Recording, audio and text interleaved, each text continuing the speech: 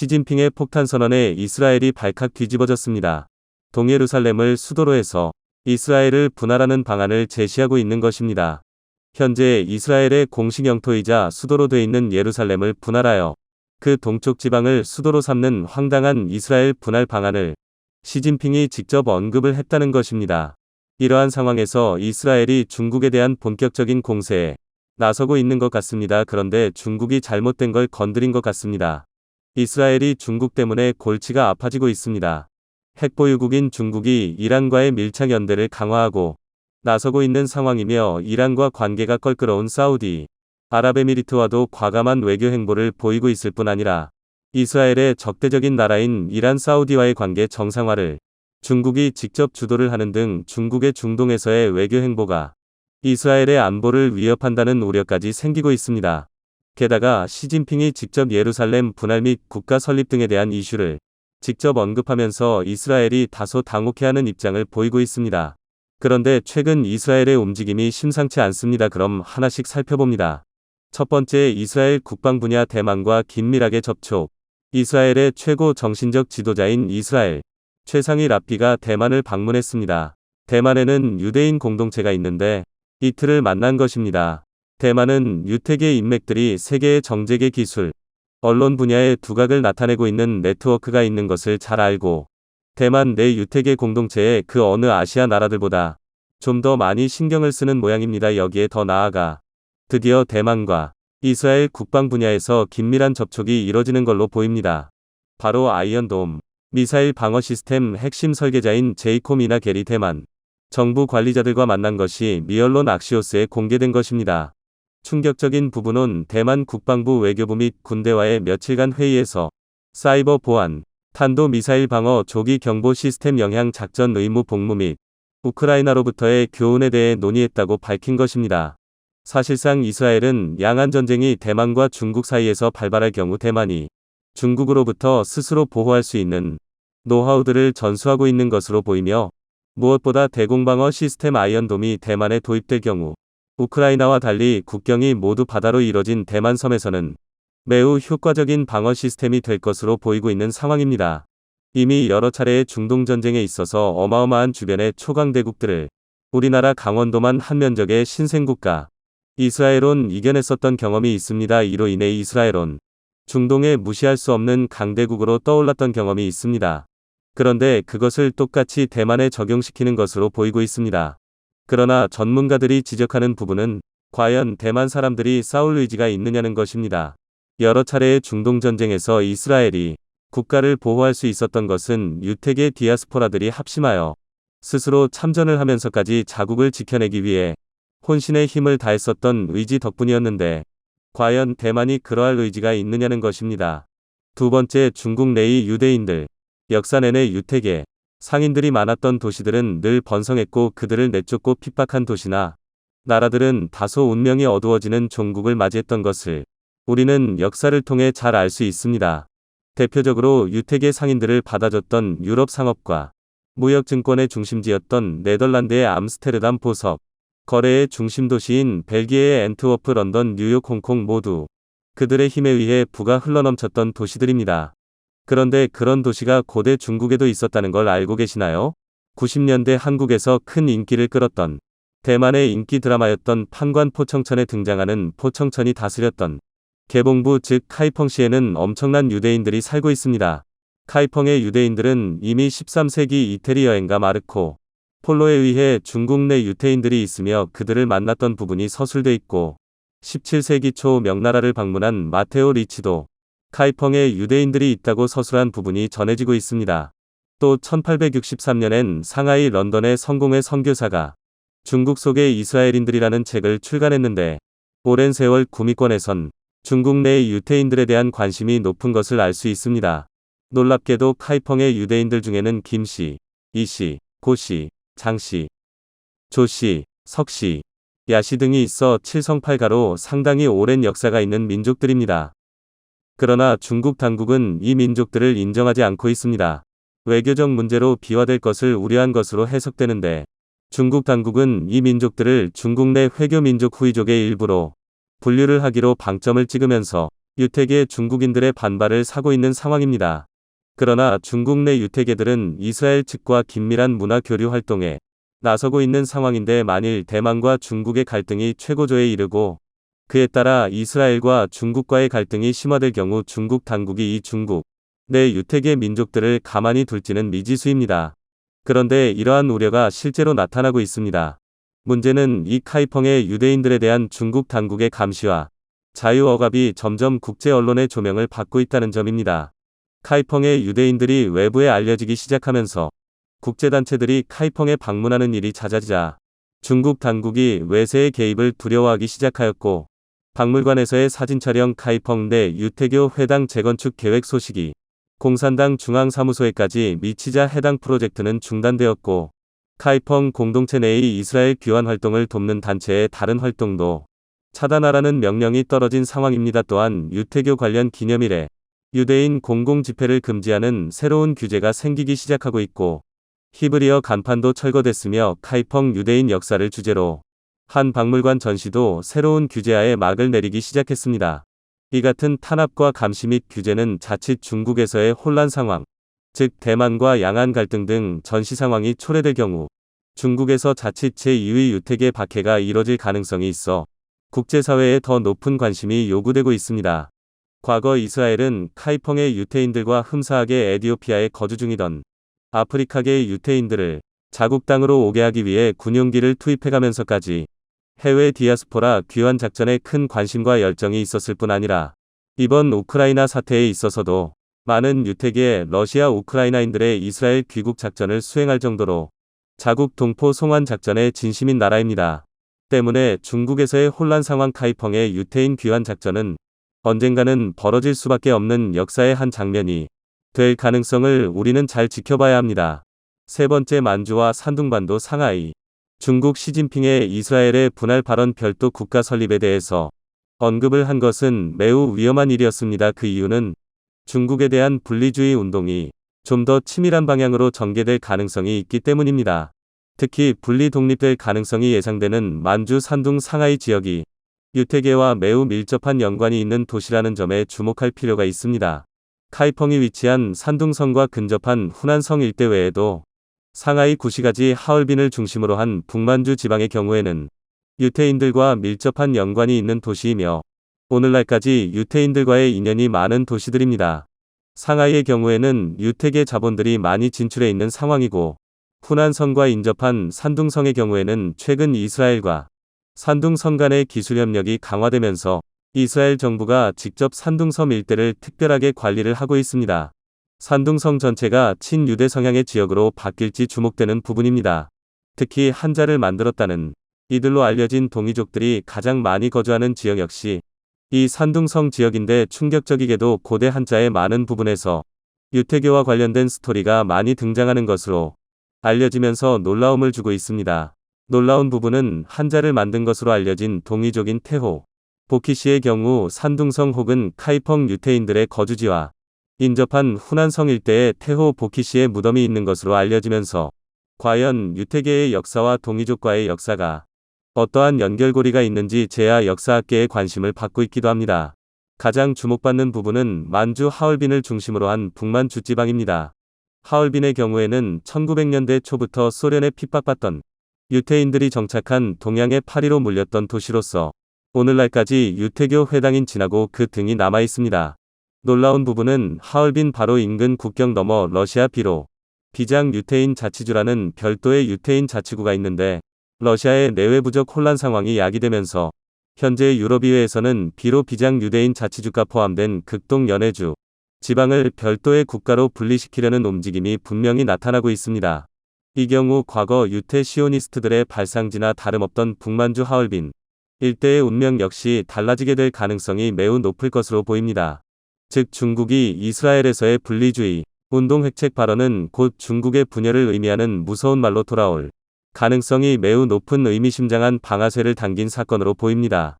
최근 대만은 이스라엘 아이언돔의 도입을 통한 대공방어 능력이 확충되고 있는 가운데 만일 중국이 대만 침공에 실패를 하게 된다면 일부 전문가들의 의견으로는 중국 시진핑 정권의 붕괴로 이어지게 될 가능성이 높을 것이라는 의견을 내놓고 있습니다. 과연 이스라엘의 가장 민감한 쿼터를 건드린 중국 시진핑. 과연 대한민국이 다시 한번 세계를 놀라게 할 수 있을까요? KF-21이 성공 가도를 달려 양산을 눈앞에 두면서 대한민국의 다음 계획인 중형 전술 수송기, 통칭 MCX에 대한 관심이 뜨거워지고 있습니다. FA-50, KF-21 보라매가 개발 초기 과정에서 이번엔 대한민국도 수송기를 자체 개발할 수 있다. 라는 식의, 한편으로는 그만큼 대한민국의 군사 기술력이 무르익었다는 방증이지만 다른 한편으로는 상당히 이례적인 일입니다. 일반적으로 화력 무기가 아닌 군사 장비에 대해선 비교적 관심도가 떨어지기 마련인데요. 그런데도 MCX는 관련 소식이 등장할 때마다 상당한 주목을 받고 있습니다. 그런데 사실 이건 MCX 자체보다는 최근 들어 주목받기 시작한 수송기 기반 공격용 특수목적기에 대한 관심에 가깝습니다. 특히 대한민국의 경우 전 세계를 평정한 K9 자주포를 MCX에 탑재하는 새로운 방안에 대한 감론을 박이. 하지만 이 건쉽이라는 체계가 전례를 찾아보기 어려울 정도로 특이한 경우다 보니 일반 시청자 여러분이시라면 뜬금없이 무슨 소리인가 싶으실 겁니다. 오늘은 대한민국 국산 건쉽 이 가능성에 대해 알려드리겠습니다. 사람의 목숨을 다루는 전쟁과 무기 체계를 설명하는 데 있어 세상에 건쉽만큼이나 낭만이 넘치는 무기도 또 없습니다. 하늘에서 대포를 쓸 수는 없을까? 라는 정신 나간 개념에서 출발한 건쉽은 문자 그대로 수송기처럼 탑재 중량이 큰 항공기, 쉽에 기관포나 곡사포 위주의 무장건을 가득 탑재한 일반적으로 높은 기동성에 비해 자체 무장이 부족한 특수전부대, 공중감습부대 등을 위한 화력 지원을 담당하는데요. 중대형 수송기의 막대한 탑재 능력을 기반으로 목표 지역이 초토화될 때까지 고화력 포탄과 각종 항공폭탄을 쏟아부을 수 있기 때문에 직관적인 파괴력만큼은 미사일 이상입니다. 실제로 2023년 초 참수 작전 상황을 가정한 한미연합특수부대의 티크나이프 훈련에 건쉽이 동원되자 오죽하면 당시 상황을 취재하던 외신들이 앞다투어 한미연합군이 전략폭격기에 준하는 준전략자산급 무기를 출격했다고 대서특필할 정도였습니다. 그도 그럴 게 일반적인 전술기의 경우 아무리 지상 화력 지원에 특화되어 있다 하더라도 막상 목표 지역에 도달해서 작전을 펼치는 건 길어야 20분 정도가 한계입니다. 종심이 극도로 짧은 대한민국 경우에는 이보다는 시간적 여유가 있는 편이지만 일반적으로 그 이상은 대개 채공 시간이 허락하지 않습니다. 지상 화력 지원에 있어 전술기는 특정 목표물을 향해 빠르게 고화력을 투사하고 치고 빠지는 방식으로 임무를 수행합니다. 또한 속도가 상당히 빠르기 때문에 특정 지역을 지속해서 타격하는 게 어려운데요. 전방을 향해 움직여야만 양력을 얻을 수 있습니다. 그런데 문제는 공중전을 염두에 둘 수밖에 없는 전술기는 속도가 지나치게 빠르다는 것입니다. 당장 지상 화력 지원에 있어 세계 최고 수준의 성능을 자랑하는 대한민국의 FA-50조차 최소한 시속 195km를 넘어가야 간신히 실속을 일으키지 않는데요. 고속으로 비행하면서 해당 경로에 폭탄을 떨어뜨리는 공격과 공격 사이의 텀이 길 수밖에 없습니다. 게다가 정밀유도 폭탄 등을 사용하는 게 아니라면 급강하 폭격 등으로 명중률을 보강해야 하므로 그렇기 때문에 공격기의 저속 비행 능력은 곧 임무 수행 능력과 직결됩니다. 그런 면에서 미군마저 퇴역을 번복하고 2030년까지 강제로 수명 기한을 연장한 A-10 공격기마저 실속 속도가 시속 220km에 달한다는 걸 생각하면 FA-52 저속 비행 능력은 경이로운 수준인데요. 그러나 통상적으로 건쉽은 수송기를 기반으로 두므로 비행 안전성이 월등히 뛰어난 직선익기인 경우가 많고 그렇다 보니 FA-50보다도 저속으로 임무를 수행할 수 있습니다. 예를 들어 현존하는 건쉽의 대표격이라 할 수 있는 AC-130J 고스트 라이더의 경우 모테인 C-130의 실속 속도가 기껏해야 시속 175터부터 185km에 불과한데요. 심지어 항속거리도 무려 4070km에 육박해서 몇 시간이나 지상의 포병부대 수준의 지속적인 화력 지원이 가능합니다. 더군다나 한쪽 측면에만 무장을 탑재한 건쉽의 독특한 방식은 지상의 온갖 장애물을 고려해야 하는 포병부대와 달리 목표물을 중심으로 상공을 선회하기만 해도 즉각적이고 지속적인 정밀 화력 투사 가능합니다. 이름이 의미하는 바와 같이 하늘에 떠다니는 포병부대 그 자체인데요. 건쉽은 앞서 말씀드린 것처럼 수송기를 기반으로 둔 만큼 말도 안 되는 물량의 무장을 탑재할 수 있습니다.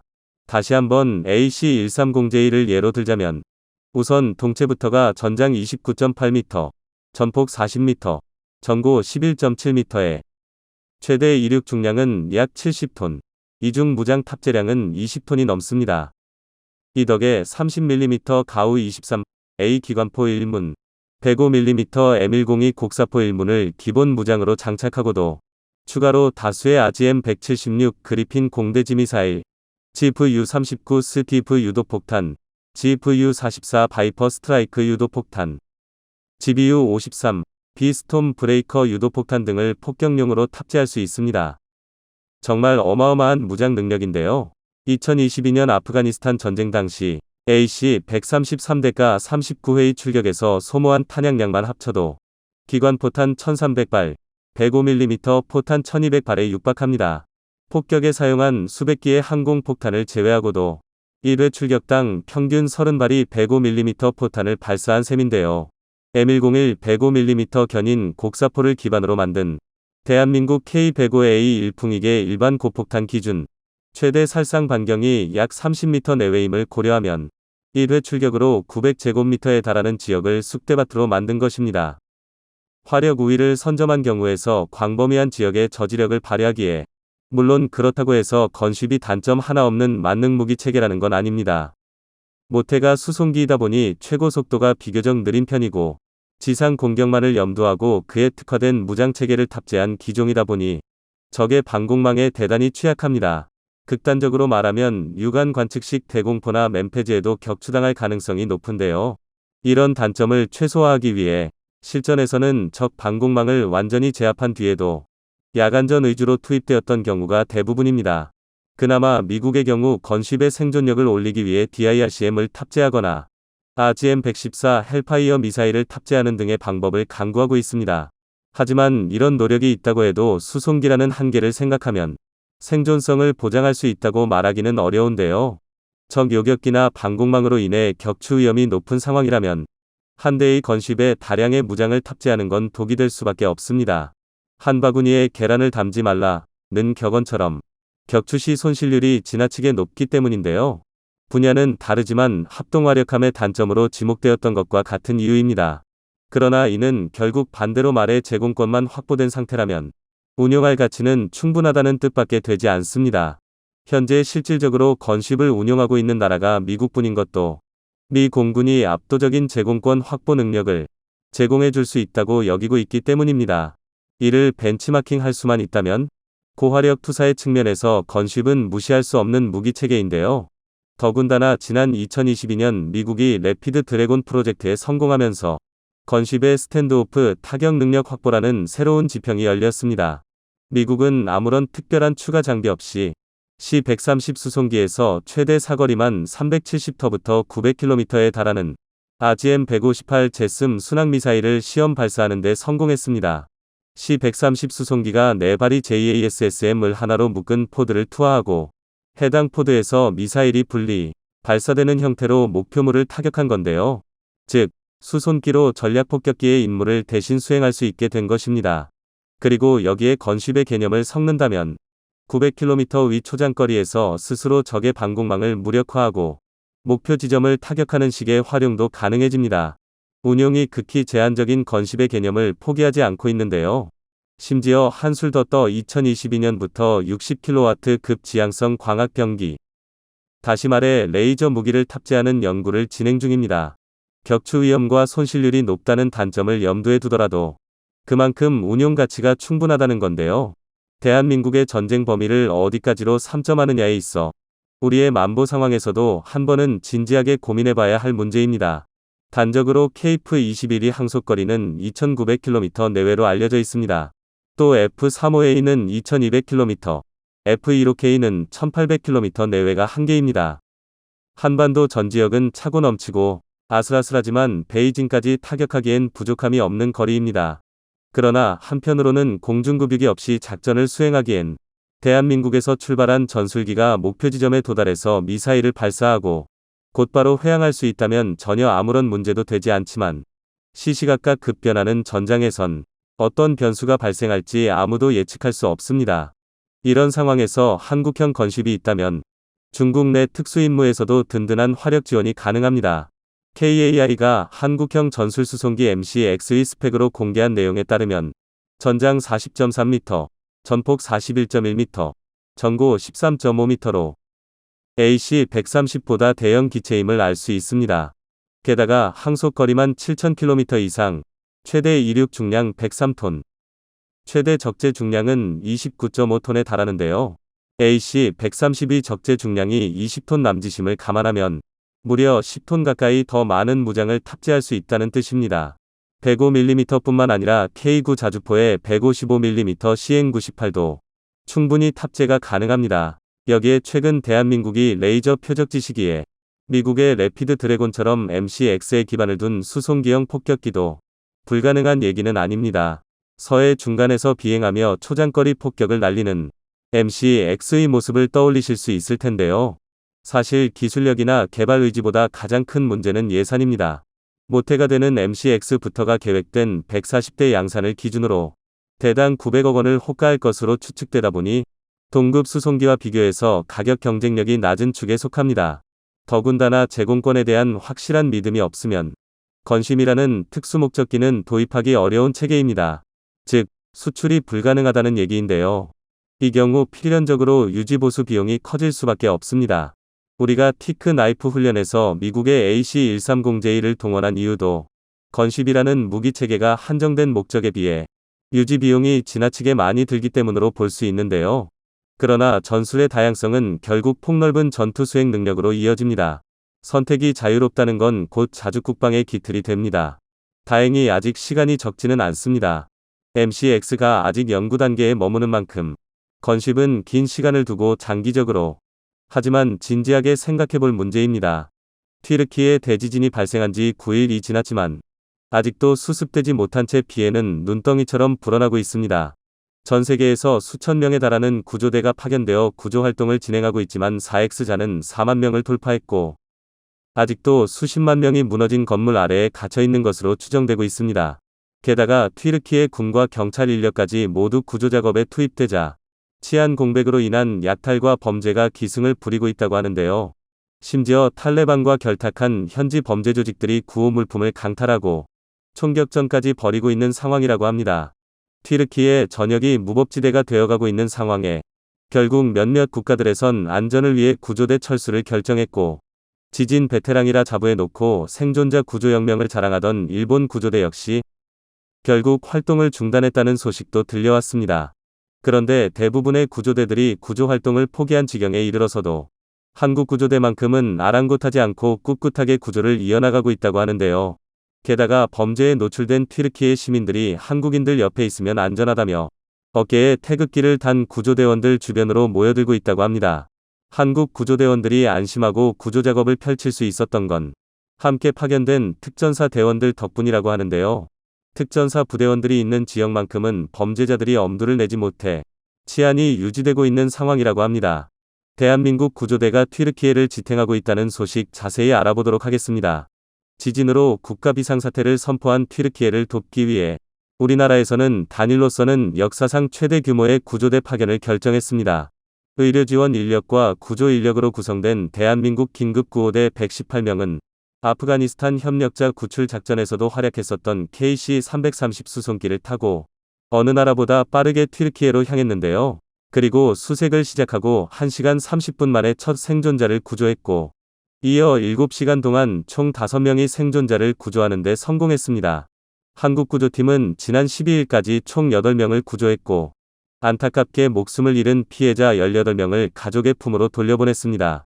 그리고 지금 이 순간에도 한 사람이라도 더 구하기 위해 위험을 무릅쓰고 수색을 진행하고 있습니다. 우리나라뿐만 아니라 튀르키예를 돕기 위해 전 세계 각국에서 구조대들이 파견되어 구조활동을 벌이고 있습니다.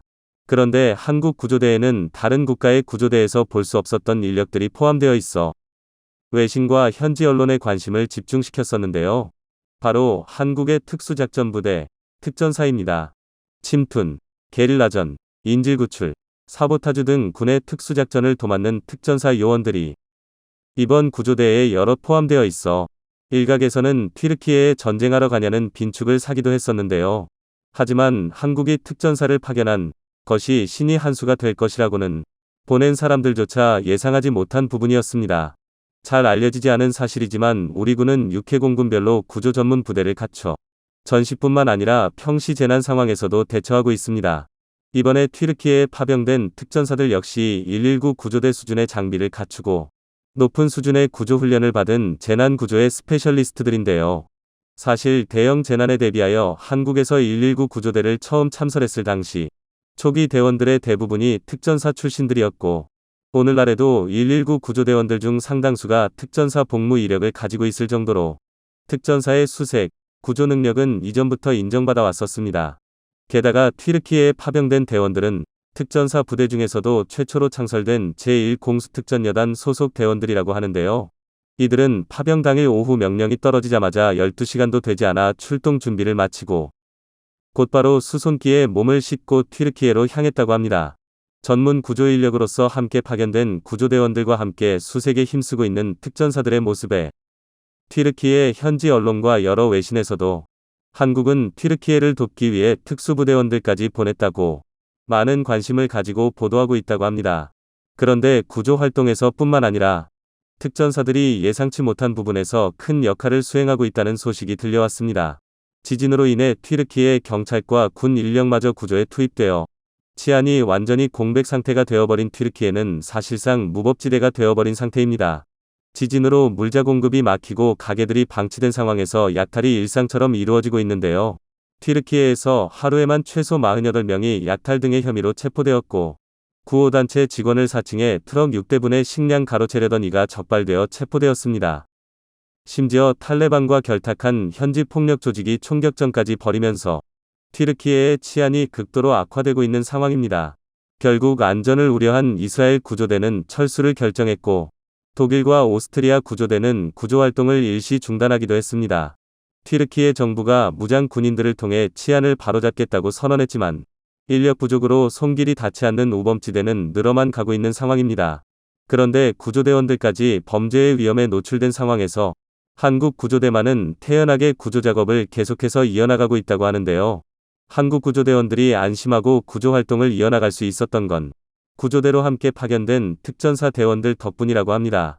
아무리 멀리서 보아도 평범한 군인이 아님을 알 수 있는 복장을 갖추고 있는 특전사 부대원 분들이 경계를 늦추지 않고 있는 덕분에 범죄자들이 다가올 생각조차 하지 않는다는 것입니다. 실제로 특전사 대원들이 자리에 있는 것만으로도 금방 치안이 안정되는 효과가 있어 튀르키예 주민이 되도록이면 한국 특전사 대원들 근처에 머무르려 하고 있다는데요. 게다가 봉사활동에 나선 튀르키예 한국 유학생들이 특전사 대원이 범죄자로 보이는 이들을 쫓아내는 걸 보았다는 목격담들도 전해지고 있습니다. 비록 남의 나라이기에 총기 무장은 갖추지 못했지만 대인전 훈련을 받은 특전사의 기량은 어디로 가는 게 아니었죠. 게다가 이번에 파견된 1공수특전여단은 특공무술 전문 부대로서 근접 전투에 있어서는 가장 뛰어난 부대로 꼽히는 곳인데요. 이처럼 실전과도 같은 격투훈련을 밥 먹듯이 하고 있는 곳이 바로 1공수특전여단입니다. 물론 갇혀 입은 군복에 범죄자들이 움츠러든 효과도 있겠지만 대한민국의 최정예 특수부대 특전사가 해외에서도 활약하고 있다는 소식에 뿌듯함이 느껴지는데요. 사실 특전사는 세계적으로 높은 평가를 받고 있는 특수부대 중 하나인데요. 1958년 창설된 특전사는 이후 해외 파병에 가장 앞장서서 참여하는 부대로 월남전에 참여해 베트콩을 상대로 맹위를 떨쳤었고 소말리아, 이라크, 아프가니스탄, 레바논 등 분쟁 지역의 평화 유지 임무를 맡기도 했었습니다. 특히 산악작전에 대해서는 미국 특수부대들조차 특전사에 한 수 접어줄 정도의 작전 능력을 갖추고 있습니다. 실제로 아프가니스탄 전쟁 당시 아프간 지역에서 탈레반을 상대로 고전을 면치 못하던 미국이 한국의 특전사 부대 파병을 비공식적으로 요청하기도 했었는데요. 당시 소식통에 따르면 미 국방부에서 영하 40를 오르내리는 아프가니스탄 산악 지역과 가장 비슷한 조건에서 전문 훈련을 받은 특수전 부대는 한국군뿐이다. 미군 특수전 부대는 그런 조건에 익숙하지 않아 겨울철 작전에 한국 특전사의 도움을 필요로 하고 있다고 전했다고 합니다. 타국 간의 전쟁에 휘말릴 순 없다고 판단한 정부에서 요청을 거절했었지만 미국에서 어떻게든 특전사의 도움을 받기 위해 베트남 전쟁 때만큼의 전쟁 특수를 약속했었다는 후문이 전해졌습니다. 특전사가 미국 특수부대를 뛰어넘는 최강의 산악전 부대라는 명성은 오늘날도 건재한데요.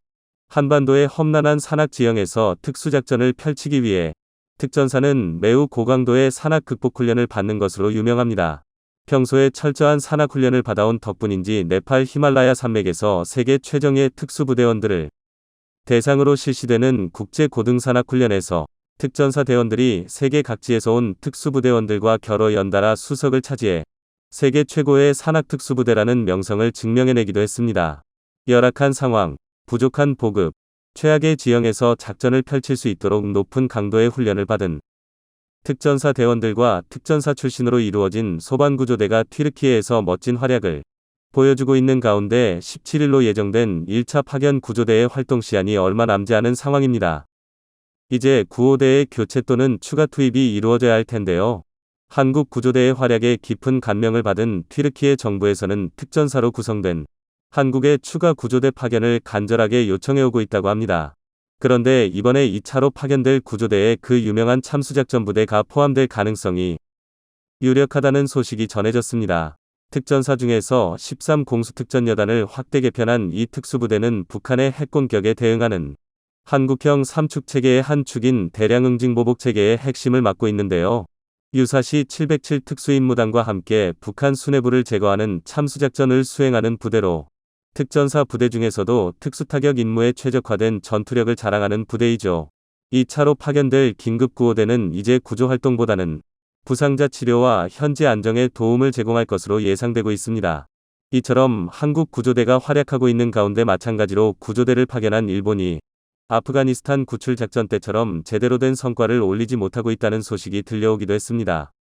2021년 아프가니스탄 사태 당시 한국은 극비리의 미라클 작전을 실시하여 아프가니스탄에서 수백 명의 현지 협력자들을 구출하는 데 성공했었는데요.